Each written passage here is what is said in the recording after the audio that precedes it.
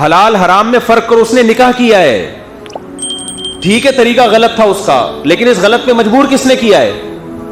اس غلط پہ مجبور آپ نے کیا ہے. اور میں کہتا ہوں اس زمانے میں اللہ, میں نہیں ترغیب دے رہا کہ بھاگ کے نکاح کریں, لیکن اگر کوئی نکاح کر رہا ہے خدا کی قسم اس کے پاؤں دھو کے پیو. ہمارے ہاں بہت سے علماء کہتے ہیں کہ یہ غلط ہے, اس کو روکو. میں کہتا ہوں اگر آپ معاشرے میں چل کے دیکھو تو آپ کو لگے گا یہ مبارک لوگ ہیں, کیونکہ زنا اتنا زیادہ معاشرے میں ہو رہا ہے. میں کہتا ہوں گھر سے بھاگ کے نکاح کرنے والی اس لڑکی سے کروڑ گنا بہتر ہے جو اپنے بوائے فرینڈ کے ساتھ ڈیٹیں مار رہی ہے اور زنا کر رہی ہے. کروڑ گنا بہتر ہے. آپ معاشرے کو کمپیئر بھی تو کرو, کس زمانے میں آپ جی رہے ہو, کس زمانے میں آپ زندہ ہو.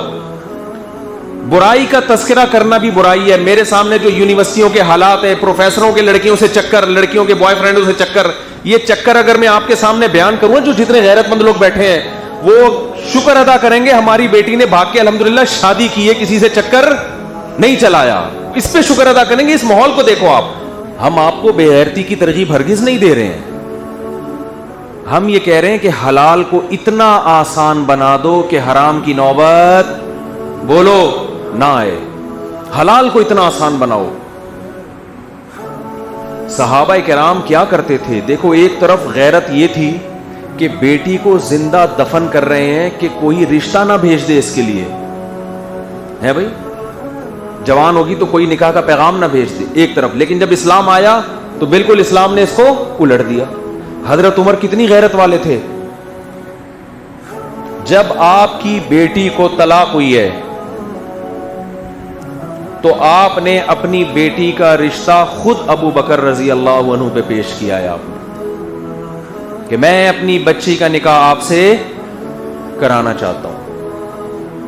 حضرت ابو بکر یہ بالکل کہاں تو کسی اور کا نکاح کا پیغام بھیجنے کو پسند نہیں کر رہے اور کہاں اپنی بیٹی کا نکاح خود پیش کر رہے ہیں ابو بکر پہ. حضرت ابو بکر نے جواب نہیں دیا. پھر آپ نے حضرت عثمان پہ پیش کیا, حضرت عثمان نے جواب نہیں دیا. اور حضرت عمر کو اس بات پہ غضب آیا, غصہ آیا کہ بھئی میں خود ایک پیشکش کر رہا ہوں. عرب میں اس کو بہت بڑی بات سمجھا جاتا تھا کہ اپنی بیٹی خود پیش کرنا. تو ہاں یہ نہ کریں نا, یا ہاں کریں. اول تو نہ کا کوئی آپشن ہی نہیں بنتا. کچھ دنوں کے بعد محمد صلی اللہ علیہ وسلم نے نکاح کا پیغام بھیجا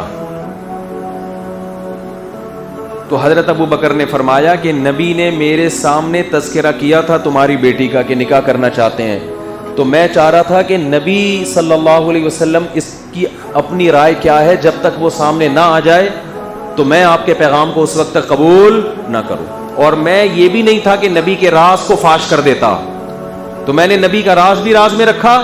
اگر نبی نکاح نہیں کرتے تو میں نکاح کر لیتا. کتنا آسان بنا دیا کہ نہیں بنا دیا.